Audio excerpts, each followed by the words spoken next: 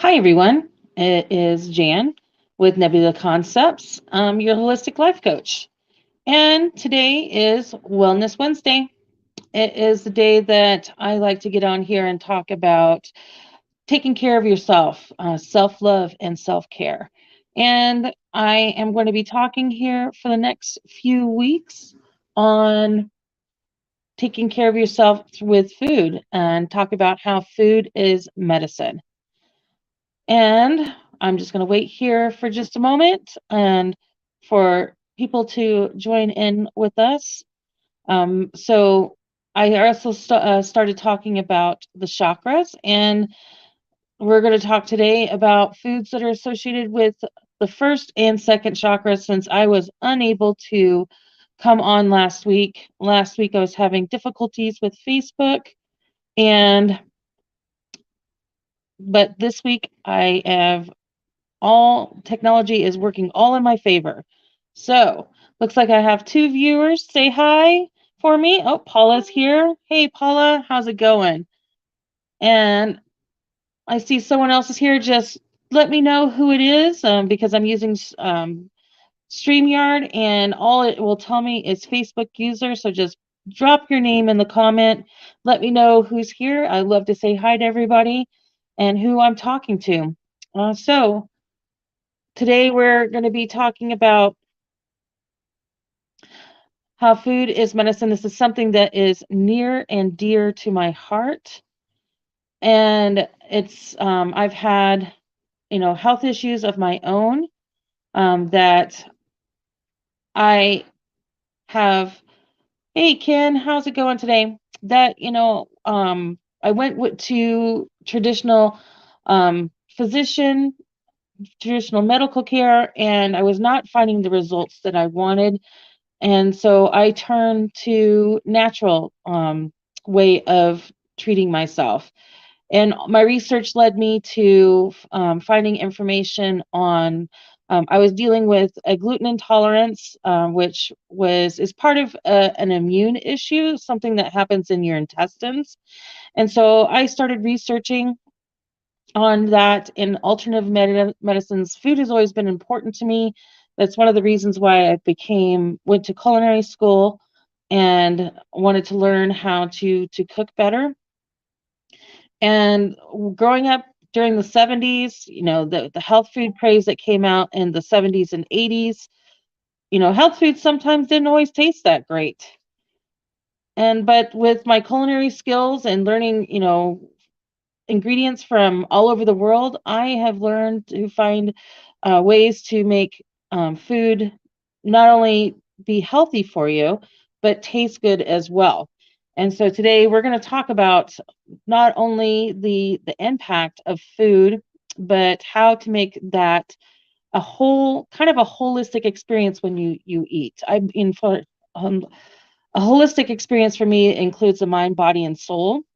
And so you're nourishing the mind, and you're also, you're nourishing the body, but you can also, by increasing the experience, that you are also nourishing your mind as well. And I believe, hey, it's Ed. Hey, Ed, how's it going? It's good to see you. You've been gone for a little bit, so I'm glad to see you back.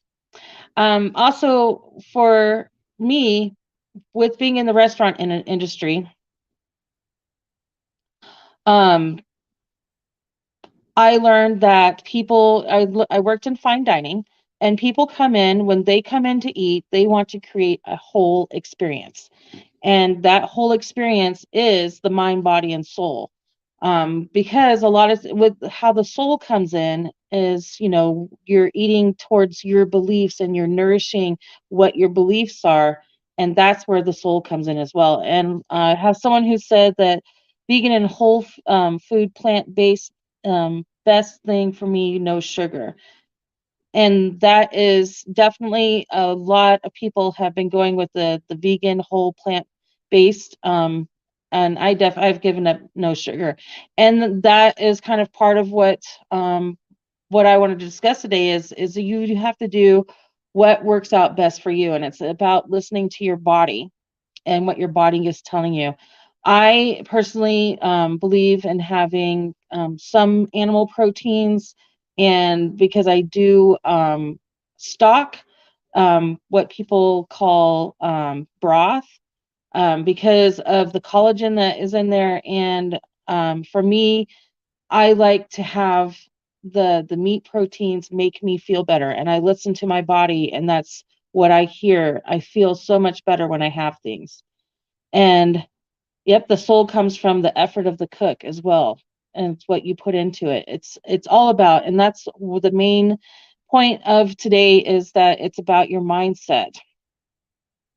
It's changing what you put into your food. It's your intentions, and your love, and your respect for yourself. And you do that by um I cook with intention in so many different ways. I eat something because I know that it's going to bring health to my body. And by doing that, I'm changing I believe that our tissues um, hear what we are saying, what we say to ourselves, what we say to other people. And if you're saying to yourself, I'm eating this because I want my body to be healthier, your tissues are going to respond to that much quicker. And Paula says, yeah, mindset is everything. You can get marine collagen. Yes, you can. And I don't judge, just no meat for me. I completely understand. I respect everybody's views. For me, being a vegan is not being a vegan is my choice, because that's what my body tells me. And I definitely encourage anybody who, if meat doesn't feel right with you, then you are on the right path. I have no judgment towards anybody else's choices. And I definitely respect, I know how to cook vegan. I've cooked vegan for people who that is their choice. And like I said, it's just a matter of what your body tells you and what your intentions are. And another way that I show intention is by the ingredients that I put um, into each recipe. I go for max amount of nutrient density as possible. And for the first chakra, that's your root chakra. And um, so your root chakra is about your family. It's about your tribe and all that you've learned from your tribe. So one of the foods that is kind of helps with centering your root chakra is root vegetables. And for me, this made sense because root vegetables kind of make me, they're one of those foods that makes you feel like you're at home, that comfort food. And what I like to do with root vegetables is I like to get parsnips and carrots and turnips, and I like to peel them and toss them in olive oil, which olive oil is great for. I'm going to be talking a lot about, not only because the what is I'm telling you about what each chakra is a physical representation of that chakra. And when you're eating it, your intention is like, I am bringing balance to my root chakra with this food. And it's telling your cells that you are honoring that section of your body, that energy source. And also the foods that I am going to be talking about today, they also have uh, a health basis. They have factors within them that help you heal within your body. And with the root vegetables, they are great. We are made up of not only human cells, but we're made up of bacteria. And a lot of that bacteria is beneficial to us, that helps us process food within our body, helps us move nutrients around, and helps our body function. And some of the insoluble fibers that are in the root vegetables actually feed that microbiome that's in your intestines.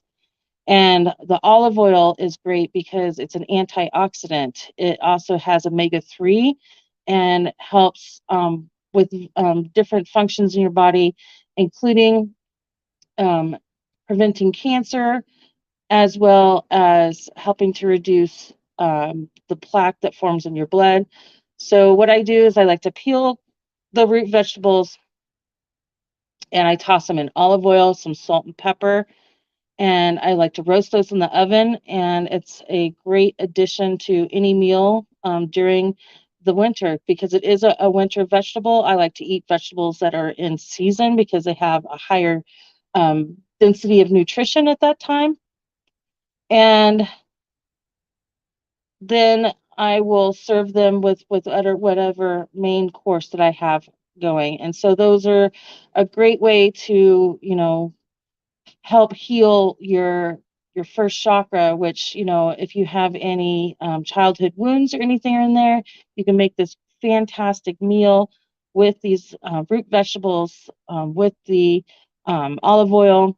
And sometimes I like to toss in rosemary, which is an anti-inflammatory as well as a anti fungal and antiviral, which will help support your immune system as well. And so by making that intention into this meal with these ingredients, I am providing my body with health and with healing and with delicious flavor. So you're creating this whole experience out of just one meal. And that's, where I've talked about putting intention into what you do day to day, when you are making meals. And I have a feeling that I have um, one of the members here that she mentioned that she was vegan. She makes she'll post on Facebook these fabulous meals that she makes as well. And just doing that special thing for yourself is the best way to create that whole experience for you to help show yourself that mind, body, and soul that you care about yourself. Yes, watermelon is very good. Anything with the first chakra that is the color red is honoring that first chakra. And of course, any food. And it took me a full year to really understand all of the how food can benefit the mitochondria and your gut health. So we're going to be discussing quite a few things here on Wednesdays. Right now, I'm just moving through the chakras, and since today is all about the second chakra, which is about nurturing yourself, um, those foods that